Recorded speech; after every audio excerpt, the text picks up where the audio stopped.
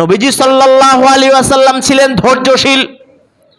ধৈর্যশীলতা এত বেশি ছিল, এটার দৃষ্টান্তও পৃথিবীতে কেউ দেখাতে পারবে না। বুখারী শরীফের 6088 নম্বর হাদিসের বর্ণনা।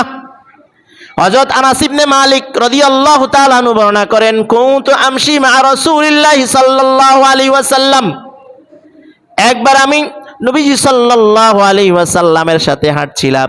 নবীর সাথে আমি সকালবেলা অথবা যে কোনো টাইমে নবীর সাথে হাঁটছিলাম। ওয়া আলাইহি বুরদুন নাজরানিয়ুন গলিদুল হাসিয়া, তার শরীরে, নবীজির শরীরে একটা নাজরানির একটা সুন্দর একটা চাদর ছিল। রাসূলুল্লাহ সাল্লাল্লাহু আলাইহি ওয়াসাল্লামের শরীরে চাদর ছিল। ওই হযরত আনাস রাদিয়াল্লাহু তাআলা আনহু বলেন, ফাআদরাকাহু আ'রাবিয়ুন ফাজাবাযা বিরিদাহি জাবজাতান শাদীদা, একজন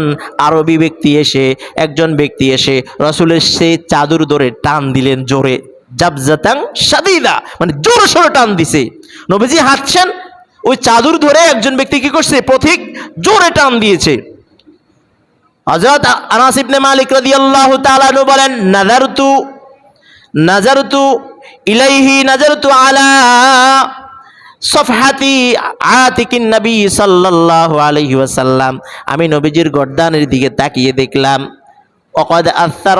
ওয়াকাদ আসারাত বিহা হাশিয়াতির রিদাই মিন শিদ্দাতি জাবাজা, যে এমন জোরে টান দিয়েছে নবীজির গলা গায়ে দাগ পড়ে গিয়েছে। চাদর গলায় জোরে টান দিয়েছে, গলায় কি হয়েছে, দাগ লেগে গিয়েছে, এত জোরে টান দিয়েছে। দাগ লাগার পরে আবার কি বলতেছে,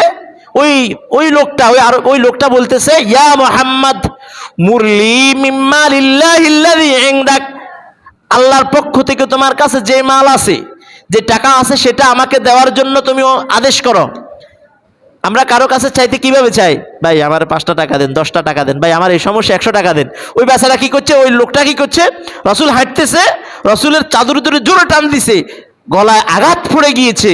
আবার বলতেছে, মুরলি মিম্মা লিল্লাহিল্লাযী ইনদাক, তোমার কাছে যে মাল আছে সেটা দেওয়ার জন্য তোমার সহকারী বলো। ফালতাফাতা ইলাইহি ফাযহিকা, রাসূল তার দিকে তাকালেন, ওই যে টান দিছে তার দিকে তাকালেন, ফাযহিকা, হেসে দিলেন। সুবহানাল্লাহ বলবেন না?